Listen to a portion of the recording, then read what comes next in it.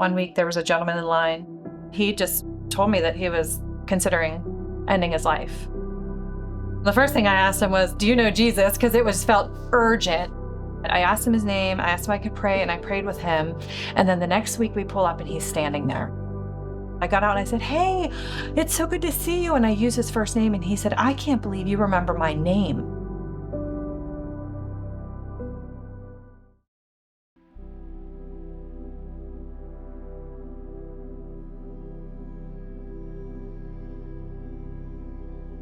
The first one that is coming to my mind is a gentleman. His name was Charlie.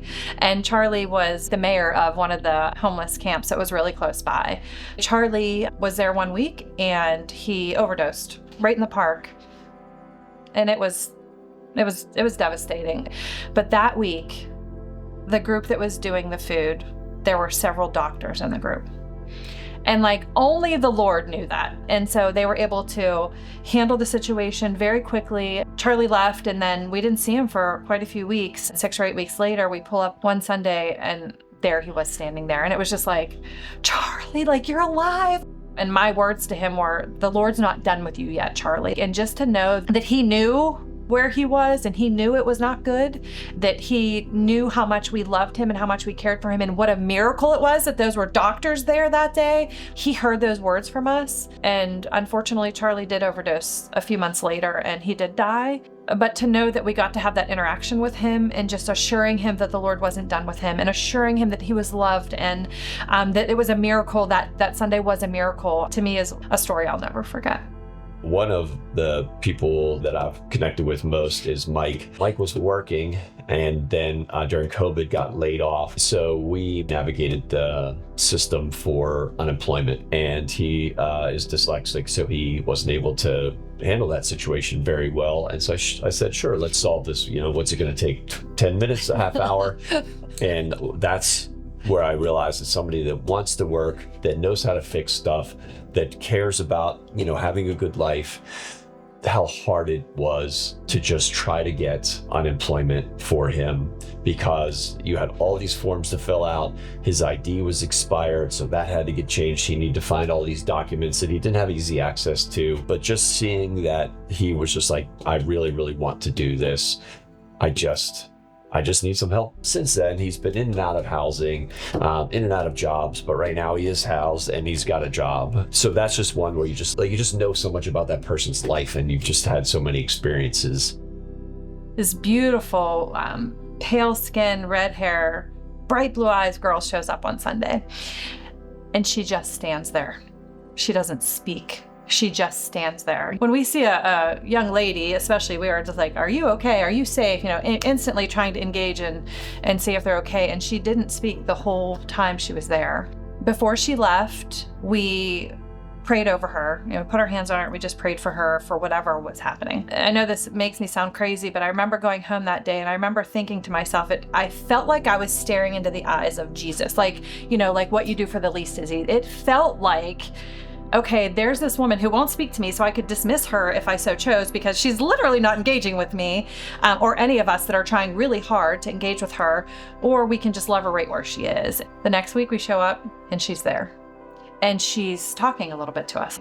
And she shared with us that her mom had just died and she was going through a very traumatic time. And last week she just couldn't verbalize, that's just where she was. Well, she continued to show up, and we have a volunteer named Rosie who just poured into Zoe. She connected with Zoe for a very long time, helping her with clothing for a job. And then Zoe ended up getting pregnant and losing the baby. And Rosie was right there with her through it all and got Zoe plugged into a Bible study and still connects with Zoe regularly. And so just to see this woman who showed up literally, I think, in shock. She couldn't even speak to us. She just stared at us, to being successful and getting a job, surviving through losing a baby and being homeless and living in a tent, to accepting the Lord and joining a Bible study. To me, that's just mind-blowing. And it's so humbling to know that she showed up on a Sunday in the park, and that's where we were, and that the Lord used Harvest and the people of Harvest to show this girl unconditional love. To me, it's just one of the super encouraging stories. It's hard when you genuinely care about a person and you just see them struggle or make the same mistake over and over again. And everything in you wants to fix it, but you can't. But you can just continue to love them, but it comes with a lot of heartbreak. There are people down there that just need their interaction, to need to be felt like they are human, like they do matter. So many people that we meet down there just are looking for somebody to talk to for 15 minutes. It's like 15 minutes of safety, some 15 minutes of somebody talking with them, not trying to take their stuff. If you take that little bit of time to talk with somebody and hear their story, then you start to hear echoes of your own story or echoes of other stories where you say, oh yeah, bad things happen to good people, and that these are people that, still deserve respect and care and love and a home. Sometimes you feel parts of your own story. I think that I made a lot of decisions in my life that were stupid, and I had family that supported me and came alongside me and loved me. So then you just think like, well, that could have been me if I didn't have the support system that I had. And then when you look at that and you think, well, that could be anybody. And it just makes you think, these are someone's daughter, someone's son, someone's sister, someone's brother. They have a someone somewhere that has maybe just left them. I always believe that the Lord meets us right where we are, no matter how far we run. That's the population that we're serving and loving.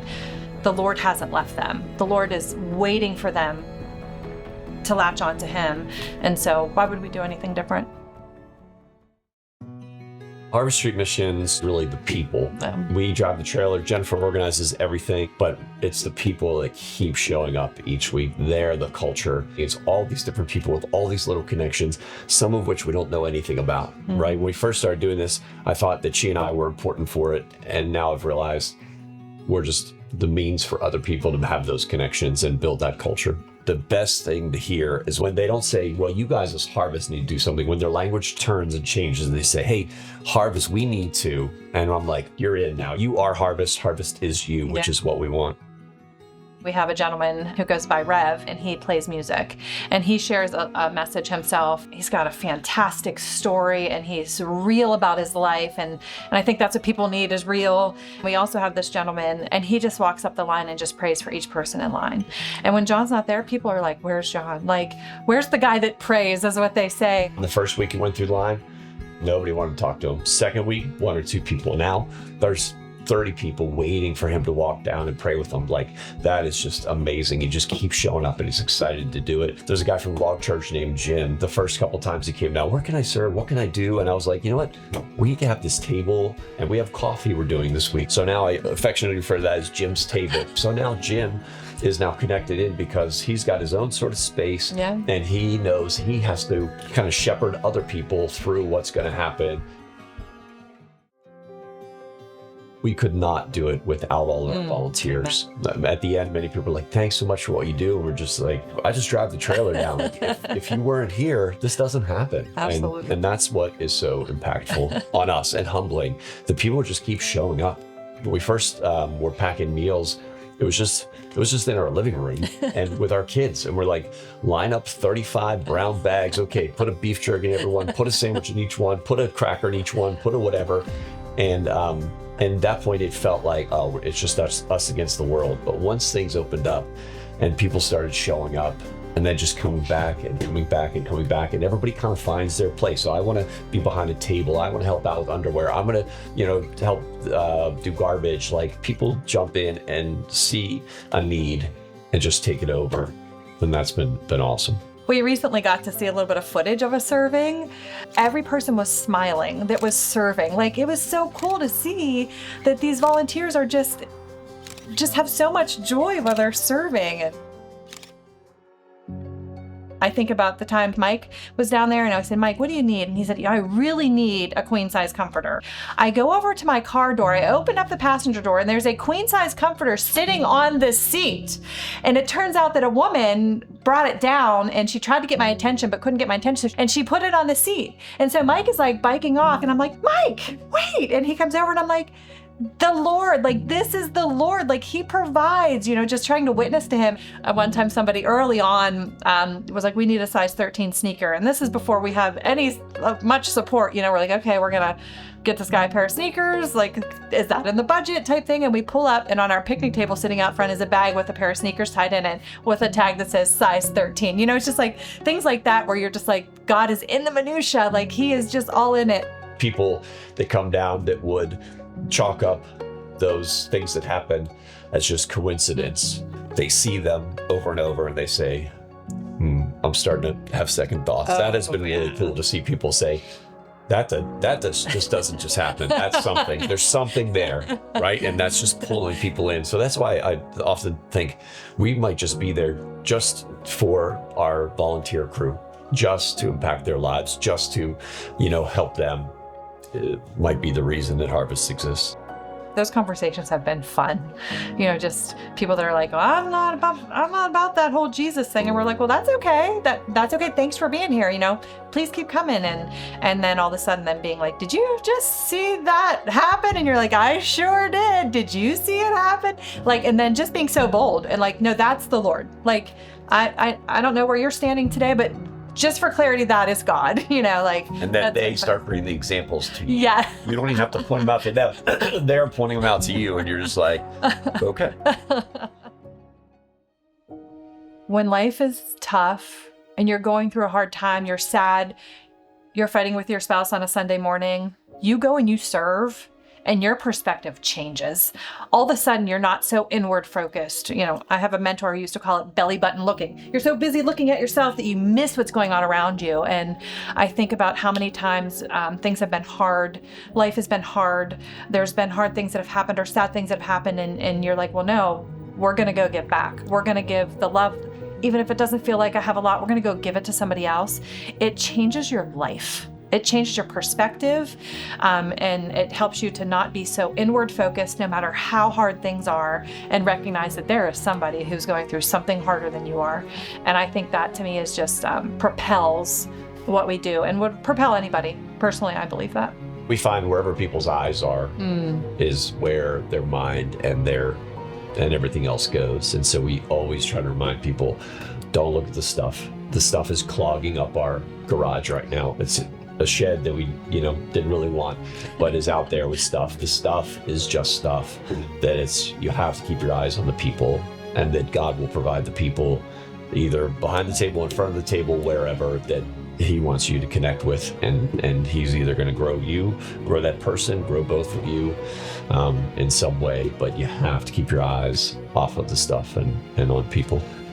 When you start serving and giving to somebody else for whatever your reason is, you're going to find a community of people that are like-minded, that are doing the same thing. And I feel like the Bible calls us to community, and it's so vital to our lives. And so get plugged in somewhere, doing something for somebody else, and you'll find community.